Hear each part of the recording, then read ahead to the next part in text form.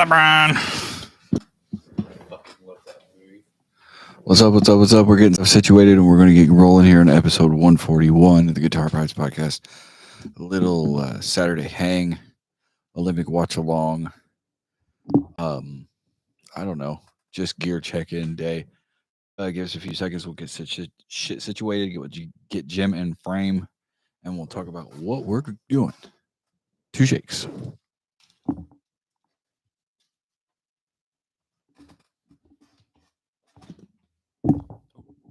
There we go. I got to cover the D like always. If I'm covering the D, I know I'm in. I'm at POcast. It's got to say POcast. Welcome to our POcast. All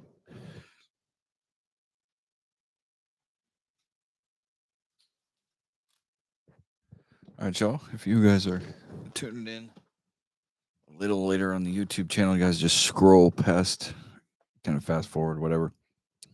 I'm at the press record. We'll get into it. A couple days off schedule, but we're still on time. Ready to hit it. We've got a good episode for you. We'll get into that here in just a second.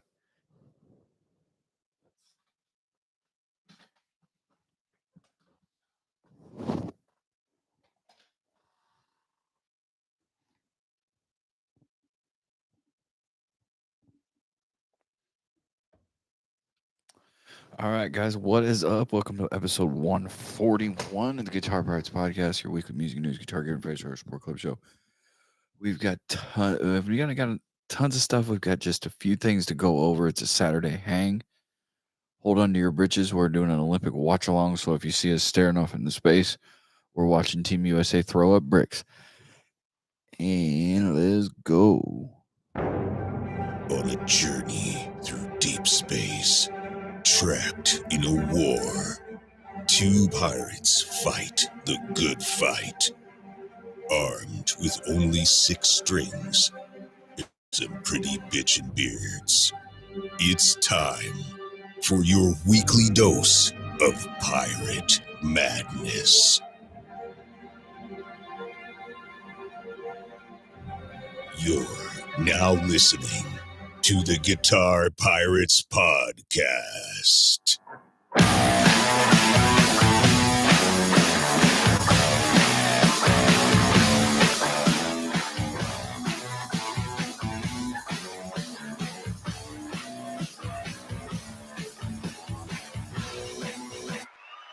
What's up, everyone? And welcome to an Olympic-sized edition of the Guitar Pirates podcast. Yes, your weekly music news, guitar gear, and facial hair support club show. I'm your host, Josh Jones. I'm your co-host, Jim Steger. Guys, if you're on YouTube and you're seeing us do this thing, we're kind of darting to the left. We're watching Olympic basketball. If you're listening to us and you've kind of encountered some silences, we might be watching Olympic basketball. Anyway, Saturday hang. Jim had some babysitting obligations to deal with, and I had some things going on as well. So we're here on a Saturday. We've got a few things to go over. Can we think of anything from last week? I had something on my brain from last week that I wanted to bring up, and now it just flies by night. It's just like last week. No matter what we think about prior, it'll come back up 2 days later. Yeah. I'm trying to think of anything from last week that we can go over that I know for sure that we talked about Gojira. They're blowing up even more right now. Yeah, so. Go Olympics. Go Gojira. No, but in this episode, we've got, this day, we got some small, it's like a small hang show. We'll talk a little bit about Leo Fender. We'll talk a little bit about the new Electro Harmonix POG pedal. We'll talk a little bit about an Epiphone SG Junior. Holy Moses. And we've got a new game. Surprisingly enough, we'll get to that at the end of the episode 141 here at the Guitar Pirates Podcast. I want to thank you guys for tuning in whenever you do. Brought to you by Meanbeard, Greenbeard, Franklin Straps, and Analog Pedals. You guys check them out, respective websites today. Pick you up something. Tell them the Pirates sent you. It's all good. All right. Brick. Oh, I made one. Sorry. Other than that, I'll probably have it come up later on when I'm thinking about something. It'll blow in your head. Yeah. But I think what we can do to start off this show is talk about this day in music. Brought to you by Franklin Straps and Tonal Music Inc. This day in music today is Leo Fender's birthday. Hey. So, this day in music, obviously Leo Fender, non-guitar player, inventor. I guess that is the big distinction with Leo. He was not a musician, was not a guitar player, but ended up making one of the most modular, probably like not the best, but like one of the best guitars ever made, guitar brands ever. There's no, not just that, and the amps. There's no the amps too. Really, the amps are something completely different. But so here's my somebody fact check me, and this is what I can rattle off the top of my head. 4849 Snakehead Telecaster comes out. 5051 the Broadcaster comes out. Gretsch gets pissed, and they say we have drums that are named Broadcaster. That's when the Broadcaster gets cut off the Fender logo, and it's technically called a No-Caster. In 51, 52, I think it was 52, Blackguard Telecasters come out. And that right there is also the original year of the P bass, like Dusty Hill. So then you fast forward to 54, the Stratocaster comes out, and the precision bass that we also know and love of today comes out. Okay, fast forward to 59. I believe that's the Jazzmaster. I want to say it's 59 is the Jazzmaster. Somebody have to fact check me on this one. I'm trying to rattle this off until I remember it. 62 is a 2-knob jazz bass.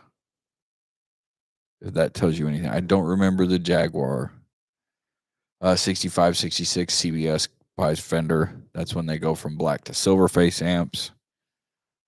68, 69 is the first thin line. 72 is the second thin line with the wide range of pickups. And then that's all I got. I mean,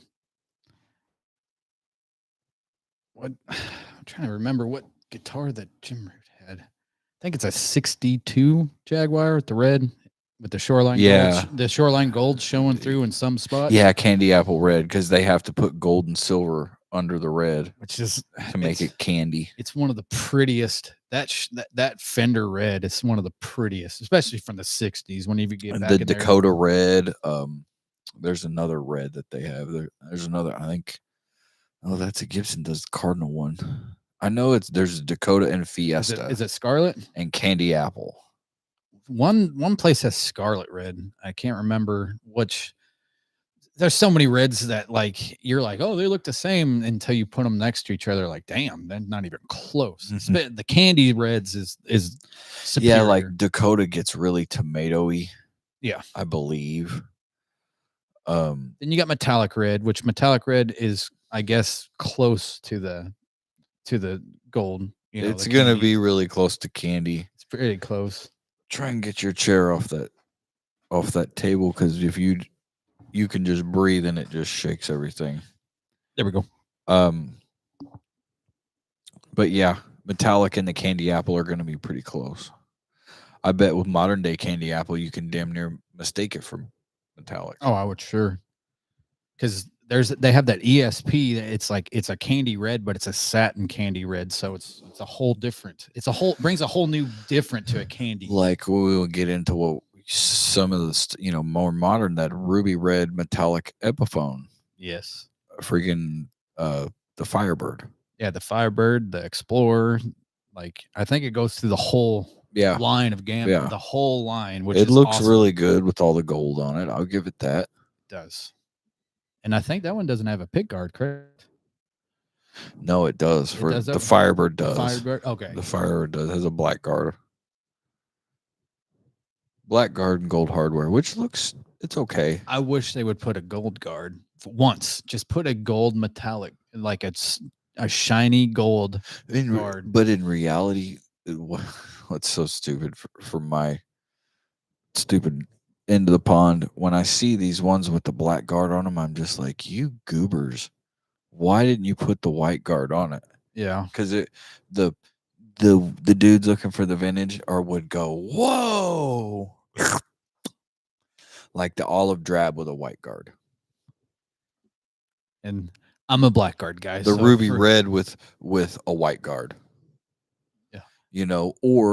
But when you look at like a burst with a black guard, people love that, and it doesn't look bad. I like the cream. Like I want a vintage white guard. Yeah. I would, because I don't like a bright white guard. I don't like how it looks. It just does not sit right with me. That mint-ish thing, I don't mind it. Yeah, that it's like I don't mind if it's white. The white and black, like the super white and black is great in my opinion. But whenever you do other colors and it's super white, I like the cream. I think the cream looks much better. Yes. Even the black and cream looks great. The black, yeah. But it's like if I was gonna have a white guard, I'd rather it be on a black guitar than anything. I get that to an extent. I guess my point is I see these Firebirds that they come out with, and it's like, make a white guard option, right? You might sell some of those extra colors, like those olive drabs, if it had a white guard option, or there's ruby red with the white guard option. Not saying do away with the black guard. No. Leave the option. It's nice to have the option. At least with Fender, like no matter what you're going to get, it's either going to be the pearloid or just white. Yeah. Like sometimes you get lucky with the black. Like if you get some of the Lake Placids I've seen have some black guards on there, which is fantastic. They look so good with the Lake Placid, but the white looks just fine as long as it has a 60 neck. I understand some people love that 70s jumbo headstock. I can't do it. The one that's going to be the black guard killer to me is the I don't know what silver it is, but the silver Firebird one. If you had like my green one, but the silver one, if you put a black guard on that bad boy, ooh, you'd have people running for the hills. Yeah. Like that's a nice guitar. I'm sorry. Best looking Fender. You can't change my mind. There's nothing you'll ever do. There's no combinations you'd ever put out. It's the butterscotch and black guard is the prettiest Fender Telly any guitar of all time. Leo, getting back to Leo, because we got off a little bit there. We always do. We got off a little. But getting back to Leo, it is a Saturday hang. If you're looking for a more traditional show, it'll kind of fall in and out of it. It's just we're just hanging, watching the Olympics. It's 49-41.5 for USA. If you're a French listener, we don't hate. Let's just have fun. No, absolutely not. I have noticed our overseas listens have kind of perked up. So, but no, the best combination is by far butterscotch and blonde and blonde and black. Butterscotch, blonde and black. I mean, it's the white blonde looks really good too. We all know that. I mean, my Telecaster is white blonde. Yeah. But the darker the butterscotch, oh man. And also what I wish they would go back to, maybe, and I don't know how hard or what, the anodized guards. Oh yeah. They used to do gold anodized guards back in the day because they thought of the interference and shit like that, like EMF. You know what I mean, like sound waves Yeah. and shit. But in really, it's like the aesthetically, like one of the coolest things ever on some guitars, like a white, blonde, and gold guard, anodized gold guard. Oh yeah, it looks great. Even just white, blonde, anodized gold guard, and just your regular chrome shit on it Oh yeah, absolutely. looks fine. I mean, even nickel, if you Just whatever normal hardware, Yeah. you can just swap the guard and it's gonna look good. those black anodized look great. Yes, yes. Look Though fantastic. weren't those on those like 40th anniversary Squires? I think so. Anyway, I know we were so hot on those 40th anniversaries. I You had wa- one in the cart. I had one in the cart, and we both never got one. Well, I know I wanted that P90 one more. I still kind of do. I still want to see what it's like, Mhm. to get that P90. But it's like I'm out of any of the Fenders right now, it's that Meteora still has my eyeball. Yeah, the Meteora is cool. Those paranormals really for me are what sets it off. Yeah. Because I get everything that's what I want.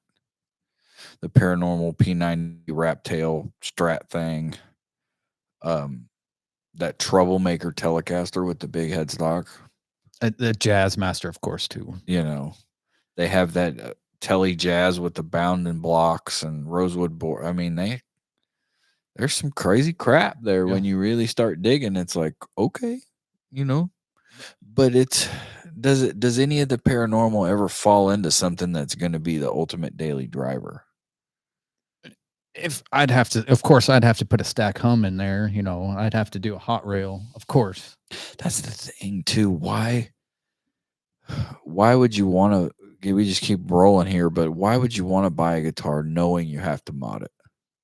Yeah, well, because I get it if that's your thing, because it's like and you're going for that, but the only Fender I could get right now, and no, I would not have to change anything, is any of the Jim Root stuff, because it comes with. Well, it used to come with the 8160, and possibly that wrap tail Squire. Yeah, with those P90s or whatever. The P90s, or they have those Tele SQR stacked hums that they have in the. I forget what they're called, but it's the Shoreline Gold, the white with black hardware, and then I think it has a gunmetal bluish. But they got the SQR like stacked hums, which why isn't Fender doing? I haven't seen any Fender with a stack hum like that. Why they don't do that or investigate into that, I don't understand. I mean, Squire has the active just right out of the gate. It's like I understand, like you can get away with putting that, that in the Squire so metalheads can come up and get something cheaper, but as soon as 2020 happened, you used to be able to get the Jim Root with the hard case with all the stuff that was on there for like $12.99. Now it's like $16.99. Everything's just gone up too. Yeah. Everything has gone up. Tributes have been discontinued. The lower Les Pauls have gone up. Squires have gone up. Marshall Origins have gone up. Everything has just gone up. The Tony Iommi Epiphone went from $9.99 when I bought it, and now it's $7.99. Ain't that a bitch? Okay. Going back to where something a little bit here. This day in music, Tony Link, Franklin Straps, the mighty Franklin Straps. Happy birthday, Leo Fender. Happy heavenly birthday. Thank you for everything you did, especially for your amplifiers and obviously the Telecaster. I mean, the Strat, but to me, it's the Telecaster, the electric bass, and the amps. Because without the electric bass, we wouldn't have anything. No. We wouldn't have any rock and roll. We wouldn't have any metal. We wouldn't have anything without that. That's really his best invention when you put it all down. Is in your what's in, like, whenever you were looking at a Strat, is not the Sunburst, is that not like the best looking Strat? In my opinion, I It's think that or a black one, a black the classic black with maple neck.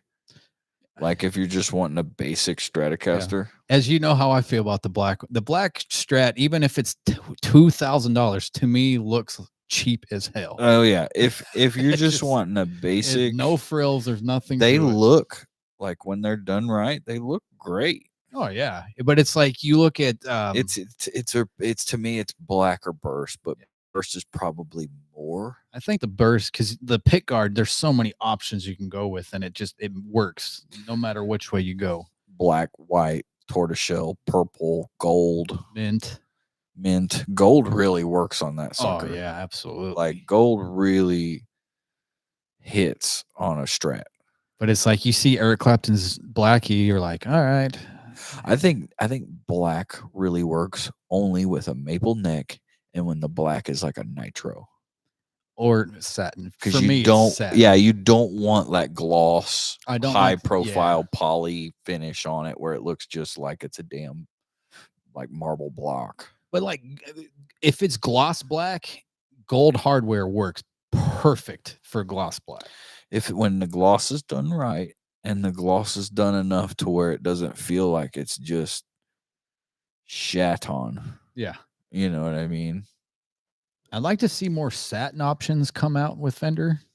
Like do the same vintage Strat you have, but just throw us some satin.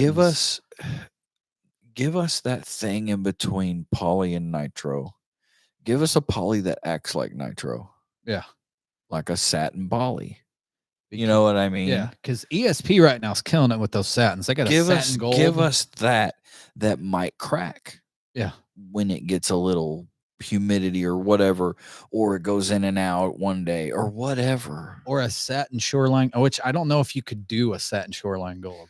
Because you can't. Yeah, you can, because I mean, look at a Jared James Nichols guitar. Yeah, that's true. That gold is like fucking mad as hell. It was maddish. And you just, I mean, a little bit of this, that, and the other, and that's satin. But once again, that's epi. That's Les Pauls is starting to step out a little bit more. Funny how much this has changed. If you've listened to us from the bare bones beginning, it was a lot of Squire. Oh yeah. Then it went to PRS for a little bit. Yeah. And then I don't know if they Epiphone obviously is not listening, but it'd be funny if they were, because all of a sudden they just got good. Yeah. Like they went from poo-poo to no. Yeah. I went 0 for 4. He had 2 of the ones that I gave him. Both those were 0 for 2. And I had another one that I bought, and that was technically 0 for 3 for me. Yeah. Even though 2 of them he was 0 for with, and I was 0 for with them too. So it's like, what do you do? But that's why whenever I found the bird, I was like, and it had a free plec, I said, I'm doing this now. Yeah.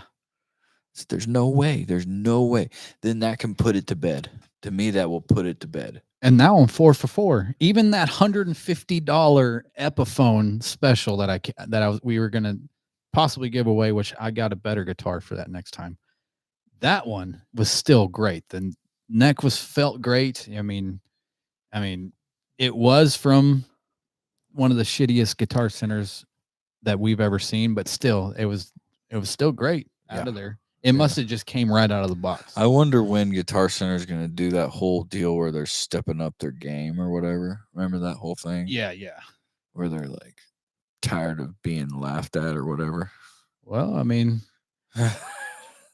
oh my gosh, that was gross. Yeah. But I'm going to tell you what, though, Guitar Center's used market online is unbelievable.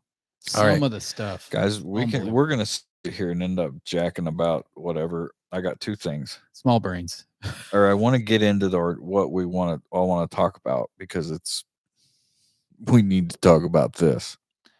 Because it's in the damn title too. There's 2 things we have to get it out of the title, and the rest is just whatever. First off, I said something about our overseas listeners. Last 5 episodes, on podcast feeds only. Germany, United Kingdom, Canada, Sweden. Frankfurt, Bolton, Markham, Ontario, Sagway, Alaska. I know that's not what, but still that's Alaska. Munich, Bavaria, and Gothenburg, Västra County. If I even got close, but regardless, if you're listening or watching, thank you. And if that's Sweden, if that's Ola, please be Ola. Please be Ola. He's from Sweden. I think really, if it's just anybody, just keep listening I get and it. thank you for tuning in. Even if you didn't like the last one, just give it another try. And if you don't like that one, find another one. Find a past episode. And if you don't like that one, somebody talk to us and Just tell us comment, to yeah. do something different. Absolutely.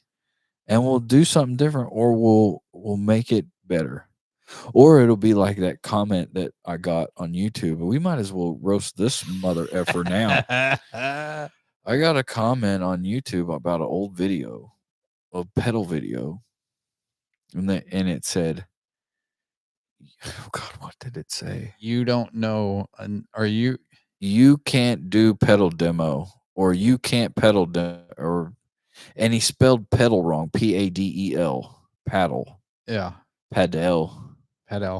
You can't. You means no pedal demo or some shit like that. Basically saying he doesn't know enough to demo the pedal, or he's not famous enough to demo the pedal. Something along those lines. Probably I suck. Which is what I'm guessing. Which that to each their own. And that was for the 2 pilot, right? Yeah. Which it had 1,700 views and there only one shit comment. So I think you to each their own, like whatever. It's like I understand it, but it's like, what did you not say about it that wasn't right? You know what I mean? There was nothing that you said that wasn't correct about that. I guess in a weird way too, like it was one of my first ones. Like first like real one that like I really like. And I had a few people comment on it like it wasn't, like they were like, it's good. It was good. It's like, goodness. Yeah, I found it. You don't have the mean to demo a paddle. Padal. Excuse me.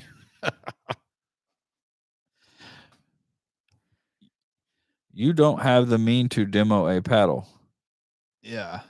You don't have the mean to know how to spell. You guys want to know who he is? Should I do that? We're bigger than that. We may post it. I'm king of petty, so it wouldn't hurt my feelings. No, I won't stick to his level, but I will talk shit on him. Yeah. But yeah, that dude, and maybe I suck at that, but I'll go back here. But it's also like, of course, there's some people that are on YouTube that do their pedals that are getting paid by YouTube, and they're getting their pedals for free. So they have everything set up for them. They have, thousands and thousands and thousands of dollars of interfaces and all this jazz, that's cool and all, but the TC Electronic Tube Pilot demo has 10,000 views, 102 likes, and 44 comments. There you go. If that tells you anything. But like we said 100 times, and I'll always say it, it's like, yeah, the people that have all the means to demo it, like Ola and all these, I'll still watch them, of course. But if I want a real raw, I'm going to find somebody that's filming on just a shitty ass iPhone that has the video's all black and, you can hear the buzz from the amp. That's what I'm looking for. That's going to give you the real. Yeah, I just want somebody with a decent mic on their camera and who just either turns it up or runs it into their mixer that they, they're not like super processing anything. Yeah, absolutely. You know what I mean? Like if we do a guitar thing, we mic it, run it to the road, and that's it. There's no BS to it. Nope. You know what I mean? It's just mic'd up and mic'd to our mixer so we can get it to everybody. Which there's nothing wrong if you want something to sound great and you have it going through all those interfaces and everything, but it's compressed and it's taking out all the actual like buzzes. The thing is not everybody has those goddamn interfaces with all those plugins. Yeah, it's like, oh, I'm just gonna run this in the easy thing. I'm gonna put this behind my Diesel VH4, which is at $5,000. You know, I am never, and this isn't a knock on it, but I'm never gonna be that guy that does that. Like I'm always gonna be an amp guy. Yeah. I think the closest thing I may get to, I don't know, is a damn Fender PlayStation. I do want a Fender PlayStation, and I do want to run it through a just like Seymour Duncan Power Stage. I think one of those, like a small version of that would be my dream model, or a small version of that into a nice Fender like 212 cab. Yep. I think that would be as modern as I'm gonna go. Would you roll through a Power Stage? I would check it out. If it didn't work for me, it didn't work for me. But well, if not the Power Stage, but I mean, the power amp. Yeah, because an attenuator thing. Yeah, just run it through a power amp, so you don't have. You could use your Marshall, of course, if you want to go through effects loop. Oh, it just depends. It depends on what kind of how far the modeling has gotten within those settings, and if that doesn't work, then yeah. But if I'm gonna run a power amp with it, what you have power? You can just use your Marshall. Why would I would just need a real, like, Fender would have to up their game. If it sounds bad without it, I don't know, but I don't think it does. It's just Rob Arnold. He's using the PlayStation. Sorry, Fender. He's using that, and he's going through a Seymour Duncan Fender Tone Master Pro. But I bet why he's doing that too is to shows. Well, yeah, to make it easier and everything, because he just did a video going through the back of his 6505, and it sounded better, it had more balls to it, but it still sounded great going through his, Could you imagine a Fender Tone Master with just like the two knobs and everything, but with 3 little buttons? That's just like whack. That's what Rob Arnold's, it's because it comes with a looper, which was 99% of the time you're never going to use the looper ever. Yeah, I've because of the plethora, like I've made an own deal where the looper isn't even in the loop anymore. Because I use the looper, but it's like a by myself thing. I use the looper for the bass because it's so much easier to throw down just a simple bass line than I can play with it. But I mean, it's fun to play with the looper. Like it's really fun to play with the looper. Oh yeah. To see how many layers you can add and just, it's really great. The get on that, but I forget what I got. The Seymour Duncan or the MXR just standard looper, and it's better than the Boss RP9, or is it the RC90? Yeah. The best one is the TC Ditto. Those Dittos. I mean, there's others. People have their own. That's just my personal preference. The best one I've ever used, though, so far, because they stopped carrying the Ditto on, AMS and Zounds, but is that Seymour Duncan, or not Seymour Duncan, the MXR, just standard one. It's 2 buttons. Oh, yeah. Really simple. Mm-hmm. I mean, it works great. It sounds great. It loops, I think. I mean, I've looped forever, and I think I looped for 2 minutes, and it still had more time to go. So I could have played a whole song, which that RC90 or whatever that the Boss was only 90-second loop, which I hate. I hate that. Well, this is a good segue. Talking about loopers. This isn't a looper. I guess if you want to call this gear acquisition syndrome, if you want to call it whatever you want, news, I don't know. Guys, you know who we're sponsored by. Mean Green Analog Franklin. Check them out. We love them. Saturday hang, Olympic hang. This is a, turn it on, clean the house kind of thing. But getting into some gear here. Electro Harmonics. Dropping probably their biggest drop in, besides like the Lizard Queen stuff and any kind of like golden muff they might put out or whatever. We know about the polyphonic octave generator pedals. Electro Harmonics has officially dropped the POG 3. We got an idea of the old POGs, right? EHX POG. They kind of look like that, right? Yeah. POG 3. Oh my goodness. POG 3 has got 10 sliders, left and right with dry, and then it's got adjustments for, I'm guessing, like tuning parameters. It says like plus fifth, plus 1, plus 2. Envelope and spread. Q, I'm guessing. Input gains, presets. It also has an LCD screen on it. That's fantastic. Direct out left and right outputs, MIDI outs, inputs on the back. Has USB. Oh, Curry's doing the shimmy. Anyway, has USB, obviously for updates. Does anybody want to take a crack at price? I'm gonna go $4.99. You probably want to raise that up a little bit. Damn. $4.99. Whenever we talk about stuff like this, $4.99's right around there, so it's gonna be $6.99. That's a better guess, and I would have took that one first. $7.99. No, that's a little too much. $645. $645. That's a weird off number. Just make it $649 and call it a day. Yeah. No, I'm on Sweetwater, $645. That's it. Have you ever seen a weird number like that? It's either there's always a 9 in there. It's weird whenever you see it like a 5 in there. I know. Unless it's 50. It's weird. I mean, I guess it's not weird, but I'll pay the $4 more to make it $649, but still $645.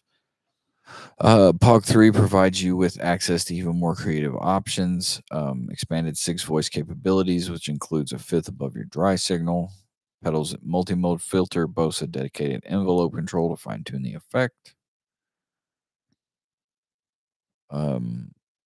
expansive stereo outputs. And I wouldn't think you'd need a doctorate to figure it out either. One would hope not. I mean, it's got 3 buttons on there. I mean, everything looks like you should be able to do a little look-sees and give it an idea. And then give it an idea and then just play with it and get it done. But okay, so bears the same lightning fast glitch-free tracking as previous POG models. Generates 6 polyphonic voices, familiar attack filter and detune, multi-mode filter, stereo output with voice panning and detune spread parameter, includes left, right, and direct analog outputs, high visibility OLED, 100 customizable and internal presets. EHX Port app makes editing patches and transferring presets easy.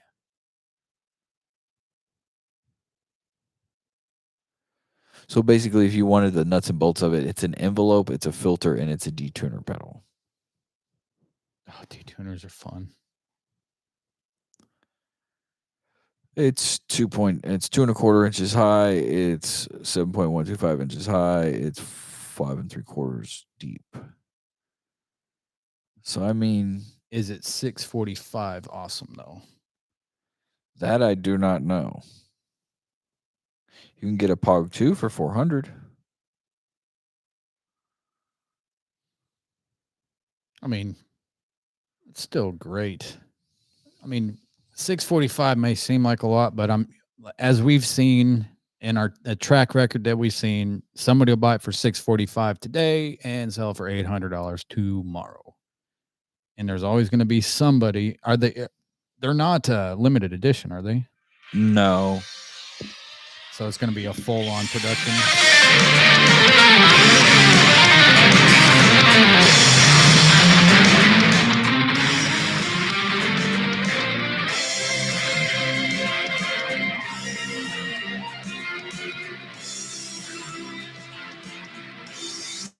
Hi, everybody. This is Bill. Hey, Bill. He sounded. I will have to say, out of any Old Bill. I was going to say, out of any demo, he's the happiest person I've ever seen. Hi, He did. how are you? Yeah. Hey, how Most of are the time, ya? it's like, welcome to. What's up, guys? I'm here with my textures and my So I like Bill. I already like Bill. He gave a good vibe to make me want to buy that price. Well, I'm gonna buy it just because Bill. Shout out to Pog and Bill. We need Bill. We need Bill right now on the podcast. But yeah, what Sounds awesome. But it's also, again, they make it sound awesome. You know what I mean? Like, because I like when they're like, doing all those demos. They're like, yeah, I just got it through a simple SM57 into the blank interface into the blah, blah, blah quad core tech. I'm like, you lost me.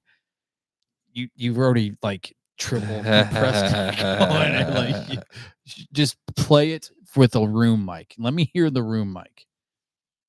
That's what I want to hear. But I don't know. I get like why people, do this or whatever.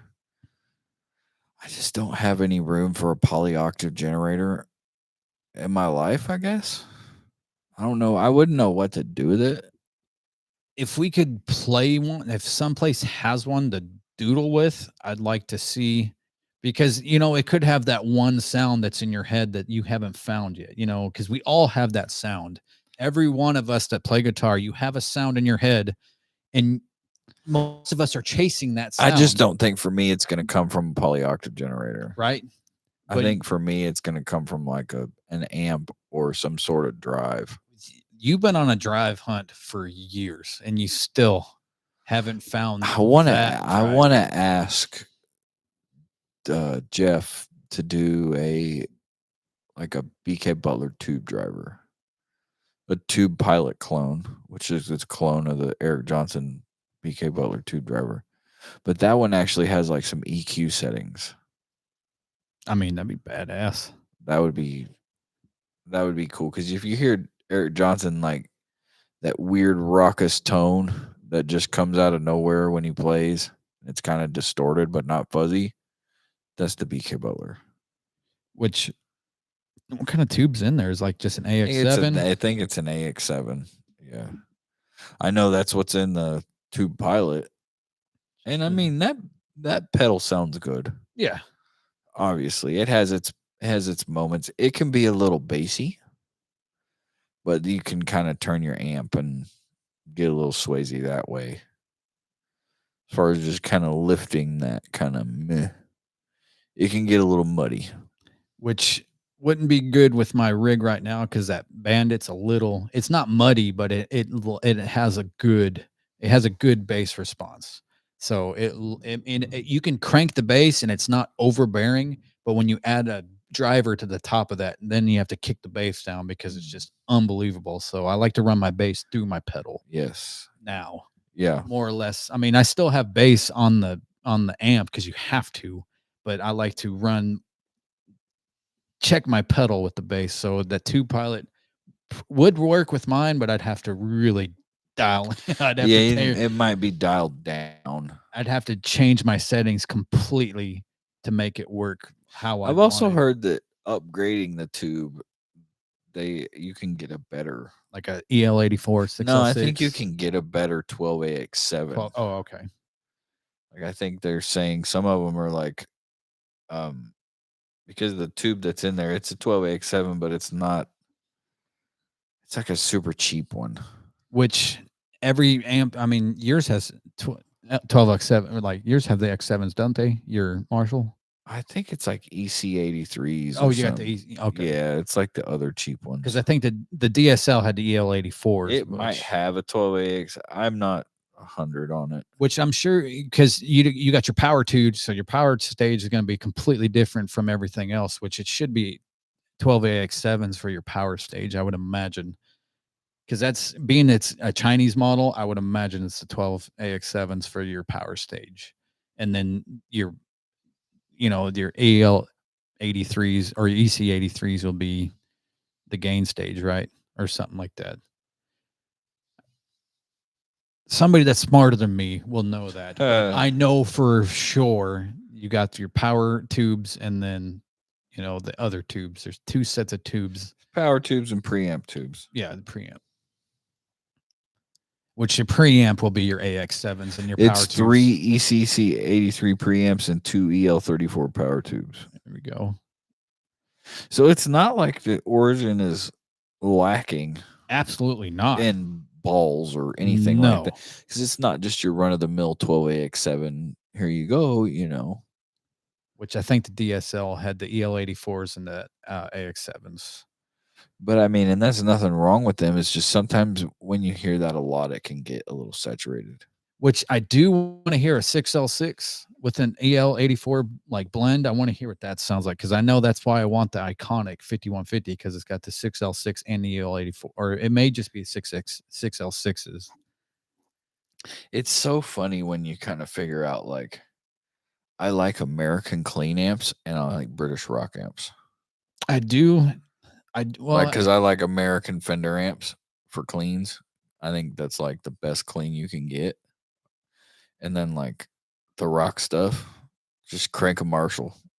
I do, but it's also like I do love the PV tubes and I do love the Randall tubes. So I'm like, ugh. So I can go 50-50 because I love the Marshall tube amps. They're awesome. Oh yeah. But I also like to step out of the box because the 6505 plus, it's like, it's iconic. Everybody knows about it, but nobody uses it really. Everybody uses the 5150 stuff, of course, like Scott in and. But even now, 5150, like most of them have Fender badges in the back. Yep, made by Fender, which there's nothing wrong with that. It's just they're powered for. I mean, they're made for rock and roll metal. Yeah. There's no doubt about it. 5150, even though Eddie was, straight up rock and roll, but whenever because his amp is so much, gain anyway, and then when you add your pickups and your tubes and it's just what a great time to be alive. If Dime was alive right now, could you imagine how happy you would be with how much gain you can get out of everything right now? Yeah, the gain is everywhere. Because back in the early 2004, whenever he finally got his first tube amp that had so much gain in it that like he was still pushing gain, and now he could any gain that he they could do now. He'd be like, but he would never be happy. No, I think he would be on the forefront of the modeler stuff just because of the solid state. Like it's already there. And if you can control your gain that way, and that's, I don't know, I wouldn't have not forefront or whatever, but if you're already using a solid state amp, I mean, but there's also no telling. There's no telling. Because he didn't even get to play. I can't the name of that amp, just Crank. Yeah, it's like there's no telling what he could have done with Crank, going in the future. And now Randall's supposed to be coming out with a Dime amp. I mean, they had a thing for it that I signed up on the email. I haven't heard anything from it, and that was from January. So I don't know if that's ever gonna happen. I mean, August 20th, we'll find out when Dime's birthday is, because that's when that that's when Rita's going to drop the whiskey. So hopefully they're just not telling us that that's when they're going to drop Dime amps, which you would imagine by his birthday. But I wonder if they're going to try to get it done by December 5th. because either one of those two dates would be great. But hopefully, it's not just some random date that it's no meaning. Yeah, give us a date with some meaning. Like I thought his birthday, or even December 5th would be great. Drop it on one of those days because it would have a lot of good meaning to it. Like, because I want to see what I think they're going to do the culprit too, which is fantastic because I have the culprit, but as you know, the headstock's broke, so I can't play with it. Yeah, the old Washburn guitars. But speaking of new guitars, Epiphone. There's a new, we were talking about Epiphone and how good they are, and that's great. But they kind of, I don't know if they're reaching here. I don't know who this guy is. Yungblud.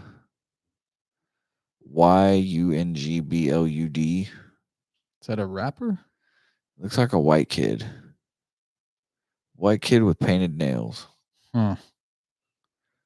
He has an SG Junior, slim taper P90 CTS pots, hot pink interior case, kind of like anything we've seen before, Here's the boy. There's the guitar. Looks like Billy Joel's guitar almost. Yeah, but it's just an SG. But it's an SG model, but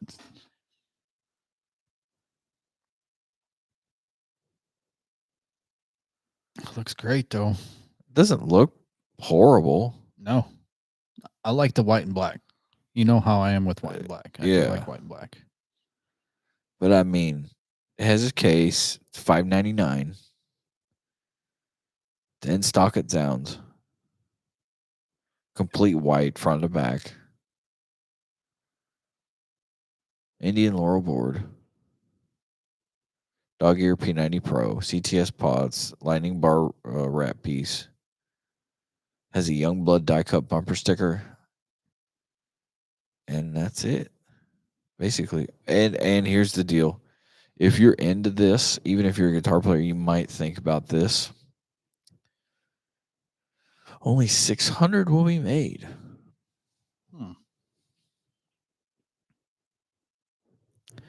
So you get and they don't make these, like Firebird ones. Like we're not getting an SG Junior. You know what I mean? Oh, he's a pop star. Oh, he's an Australian pop star. He's an Australian pop star. Whatever. Yungblud. How is it spelled? Yungblud. Oh. BLUD.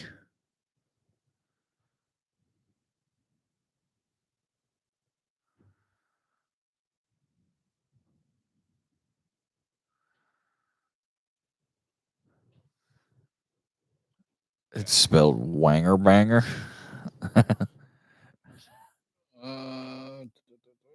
I don't know. Anyway, he's an English singer. So skews are if you're famous, if you guys are in the England area side of the world and I'm offending you, I apologize. I don't know. I just seen an SG Junior and I thought that was cool. I'll give him this. If that's what he likes and that's what he wanted, he picks damn good guitars. Absolutely. Picked a damn Gibson SG Junior. Like, I got nothing. And I think I seen a video with him where he gave a fan a guitar. So he's a pop punk singer? Yeah, you've seen him. Looks a little,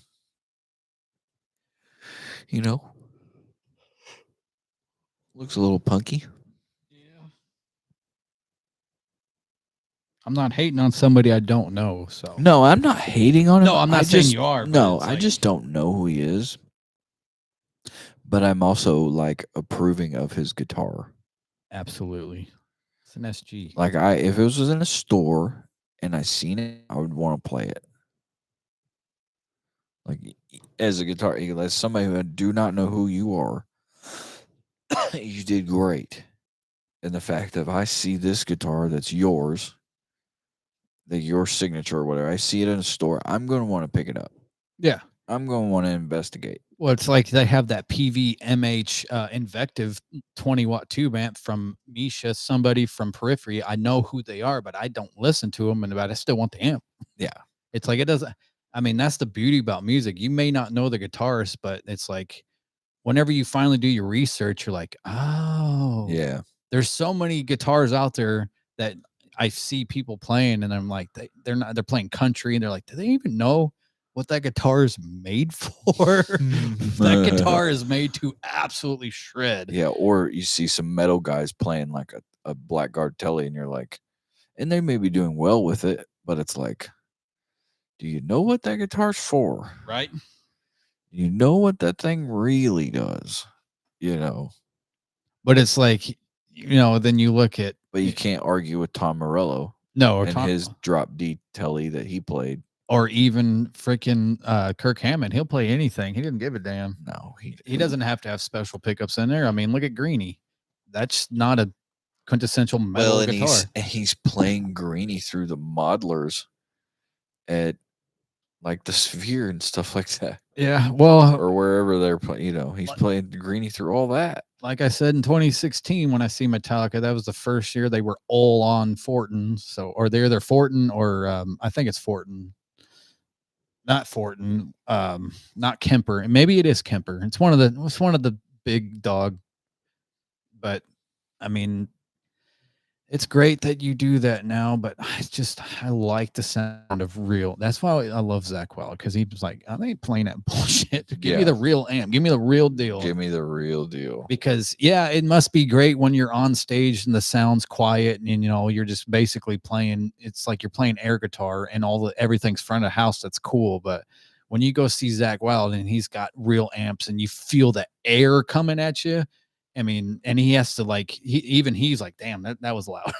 That's what I love. That's why I want to see AC/DC so bad. I want to see real, the whole real wall, Marshall wall. Because there's nothing wrong with, if you're doing front of house still sounds good, but it's like there's also limitations, because if your front of house guy sucks, you just literally just shit the bed with your sound. Your sound's gone. Oh yeah, for sure. All right. Last bit here, and we're going to kind of cut it down. I have to get this to go back to. Okay. So, if you're a long-time listener, if you've been listening for a while, you know that we've tried different games. We've done different things of people trying to call in or whatever. Here's something I'm going to try to bring to the mix. Try to bring to the show. Anyway, if you're a long-time listener and you want to help out, or if you're new to the show and you want to help out, I have a game. I do not know what I'm calling it yet, but I have a guessing game. I'm going to play a phrase or a lick or a riff. You may know who they are, you may not. But you need, and today it'll be Jim, it may be me, most likely it'll be Jim, or who knows. But you need to tell me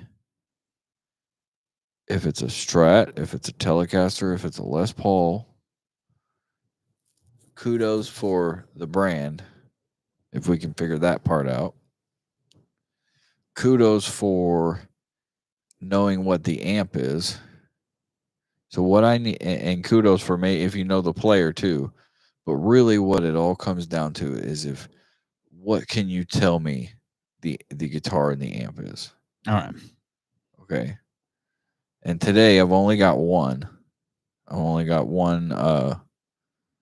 Deal. But that's what I want you to. I want you to try to tell me what guitar and what amp this is. And the next time we do this, we might have a few more. Okay.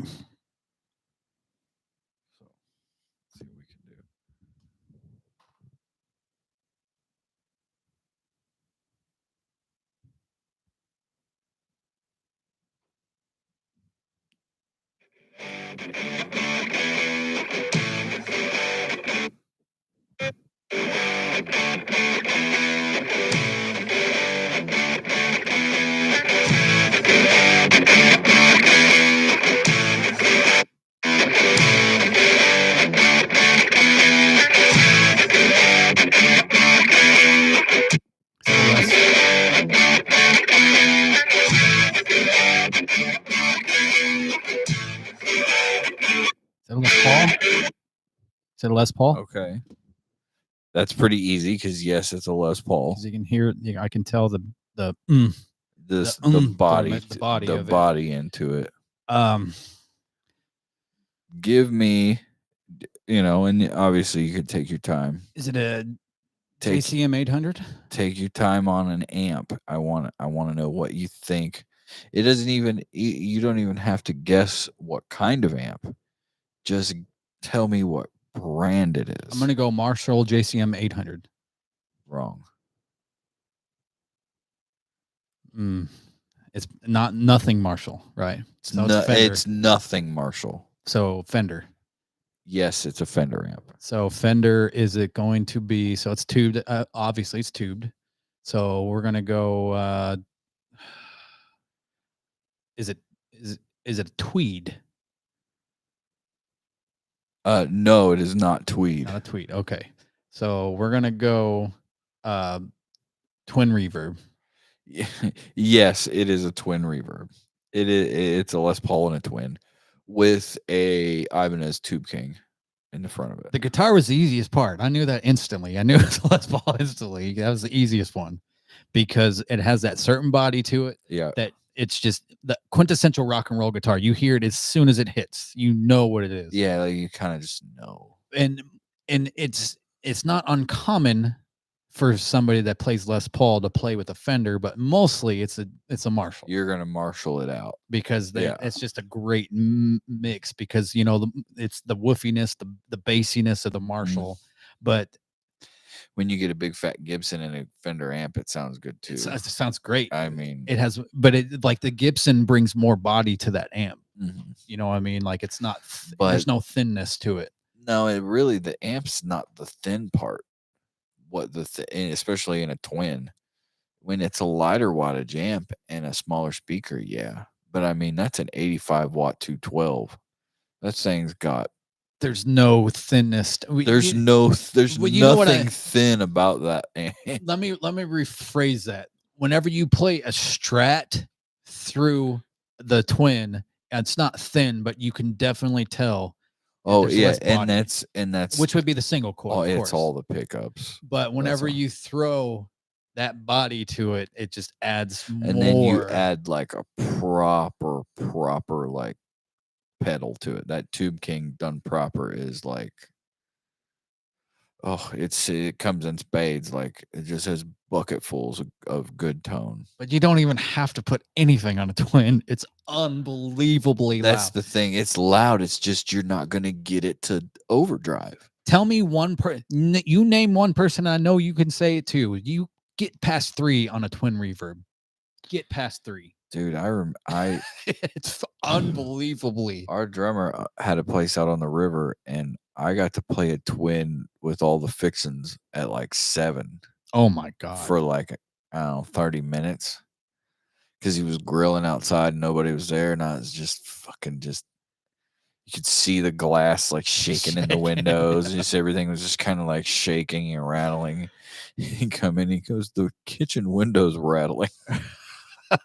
Yeah. And I was like, oh crap. And he goes, as long as nothing breaks. And I turned it up to like 8. And that's about, I did do a dimed out like chord to feel it. But there's just comes a point in time where it's just like, it's basically the same thing. Yeah. Which 8 on an amp, if you go from 7 to 8, and that if 8 is your where it ends up, like that's great. Yeah, if I'm strangling it at 8 and it's got no more basically to give to me, that's a lot. I mean, the Bandit, I can't get past 5. 5 is way too much. Like if you're consistently like, oh, I gotta have my amp on 8, you might just get a bigger amp. Get a better amp. You know, like if a 20 watt, if you have a 20 watt and it's on 8 and you're just strangling the piss out of it, just go get the 50 or 100. Yeah, because we all know your 20 watt, unless it's tubed, if it's just a 20 watt solid state amp, you shit the bed at 6. You're not getting nothing past 6.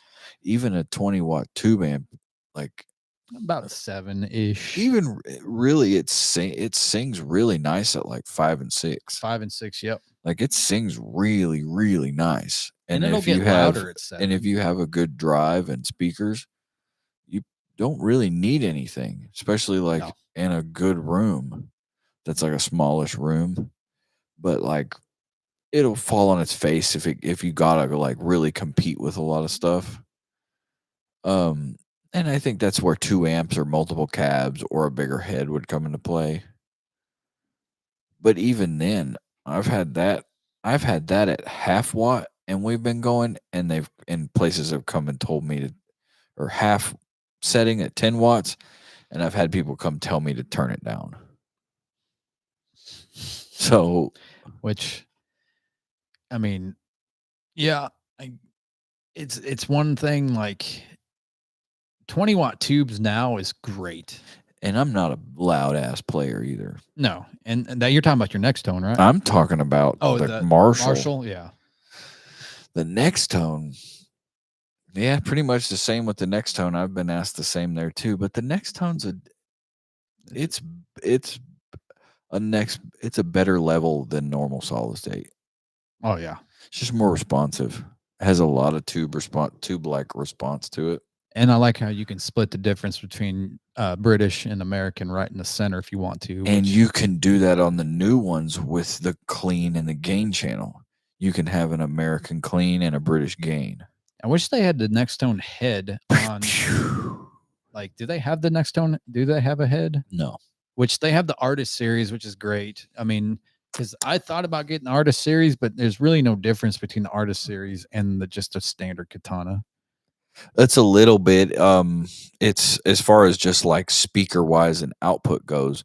It's what the amp does. Yeah, that does the katana does a lot of modeling, brown sound effects. The next tone is going to do modeling onto the effect of tube types and amp types, and it's going to give you an American or British amp. It's not going to give you the delays and the reverbs and the crazy effects like a katana like will. the katana. Yeah. That's where if you're real serious about it and you want some pristine tone, then the next tone's your way. But if you're just like jamming and practicing, the katana's a no-brainer. It means what it says and it says what it means. It's a katana. It cuts through. I'm telling you.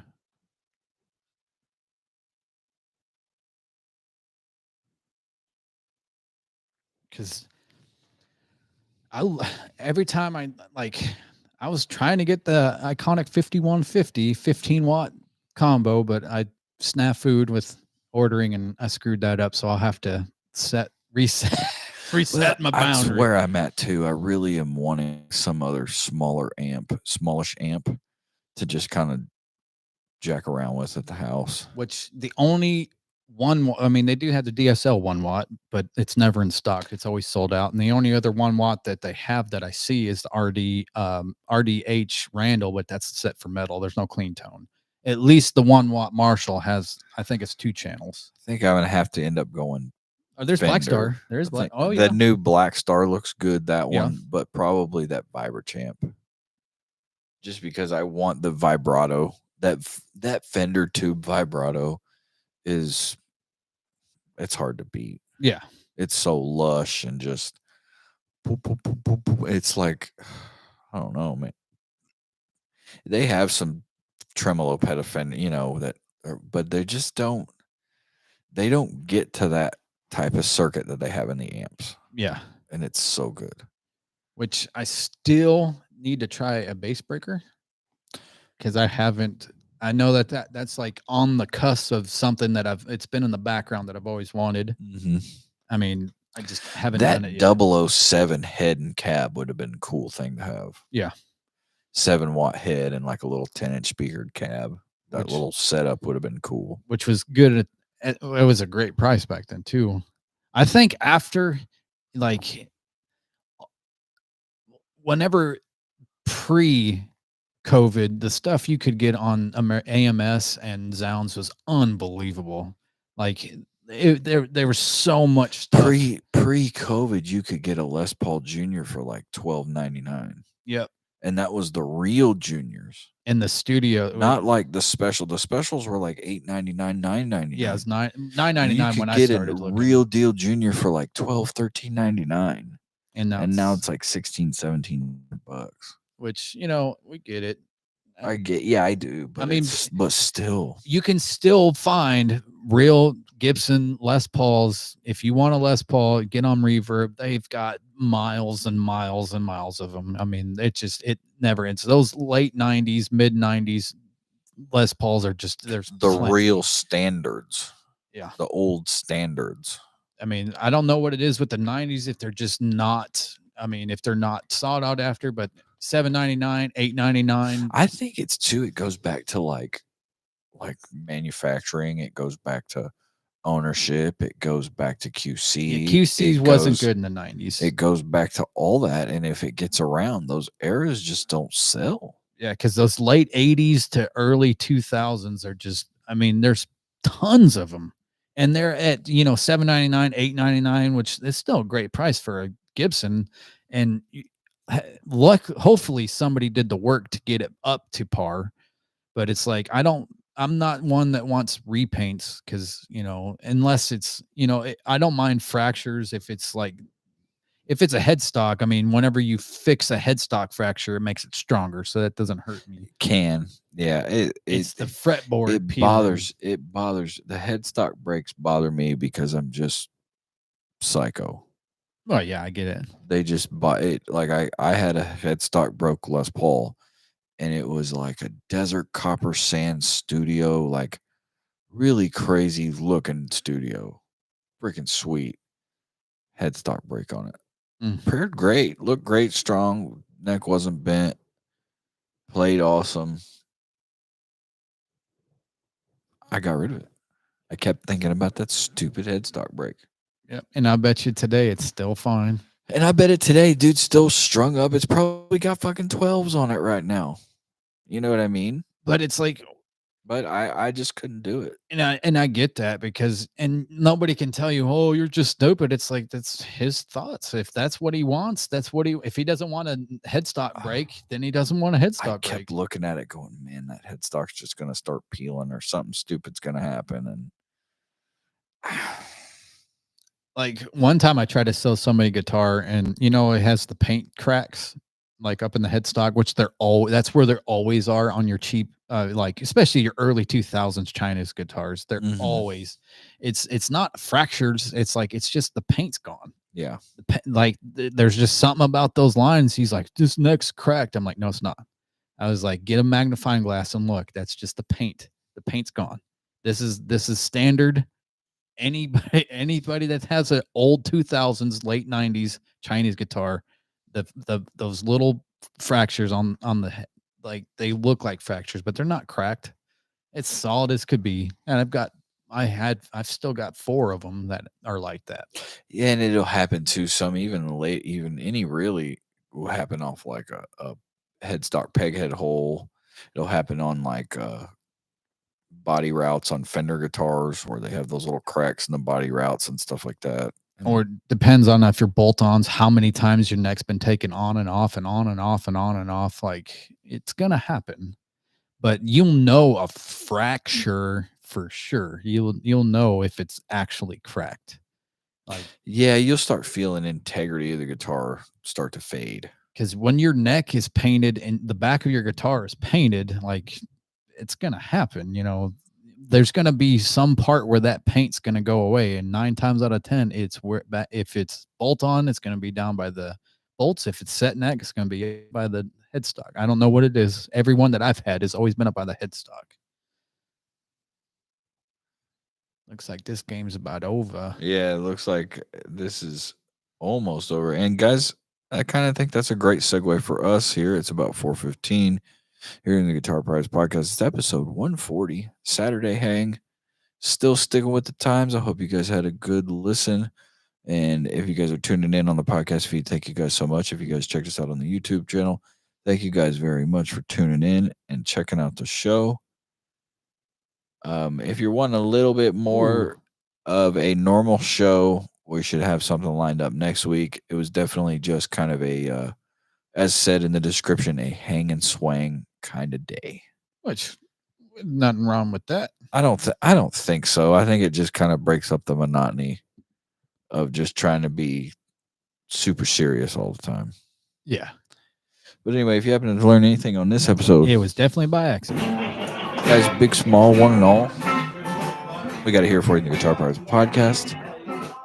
Mean Beard, Greenbeard, Analog Pedals, Franklin Straps. Check out their respective websites and buy something in the Guitar Pirates podcast. Tell them they sent you. I've been your host, Josh Jones. I've been your co-host, Jim Steger. Guys, buckle up, tighten up. The Olympics are about over. Later. Later. Well, don't touch my hair. If you guys ever wonder, if you're on YouTube still and you're like, what the fuck is up with that? Look up Chuck Berry and Keith Richards' Don't Touch My Amp. Just look it up and you'll thank me later. Peace. Later.